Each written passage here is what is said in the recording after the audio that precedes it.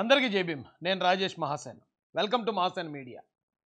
Johnny మాస్టర్ని మళ్ళీ జైలుకి పంపించేద్దాం అనుకున్నారండి.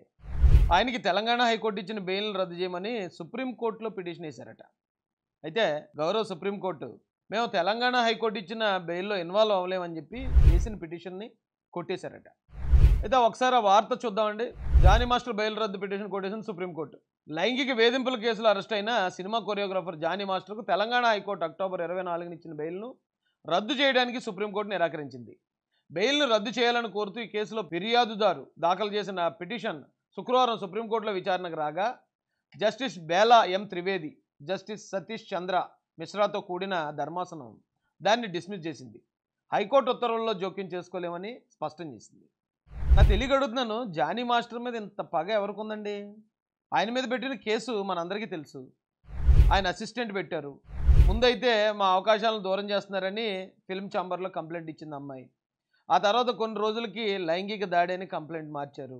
ఆ తర్వాత మరికొన్ని రోజులకి మైనర్గా ఉన్నప్పుడే లైంగిక దాడి అని మరో కంప్లైంట్ మార్చారు.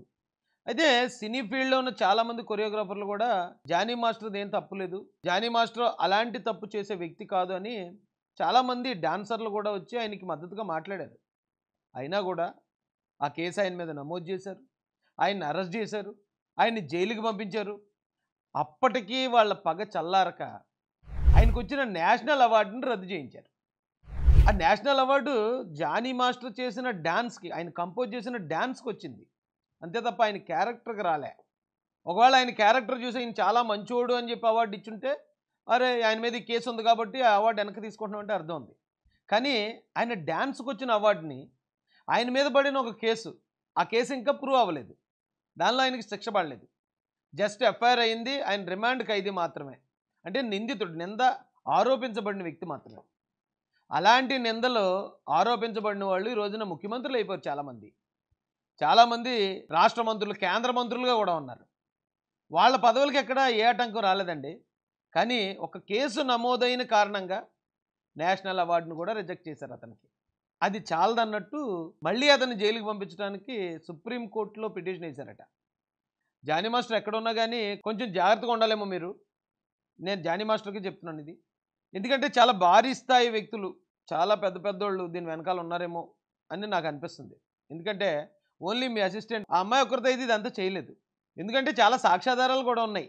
ఎవరైతే కంప్లైంట్ ఇచ్చిన అమ్మాయి ఉందో, అమ్మాయి నాకు మాస్టరే అన్ని, నేను మాస్టర్కి చాలా రుణపడి ఉన్నాను, ఆయన నాకు చాలా అవకాశాలు కల్పించారని చాలా చోట్ల మాట్లాడింది.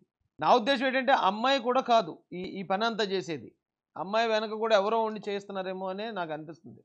కాబట్టి జానీ మాస్టర్ కొంచెం అప్రమత్తంగా ఉండాలండి. ఎందుకంటే వాళ్ళ భార్య గారు కూడా ఆవిడ పడ్డ బాధ కానీ అంతా చూసాం మేము. ఏదో మా ఇంట్లో వ్యక్తులకి ఇలా అన్యాయం జరిగినట్టు అనిపించింది నాకైతే.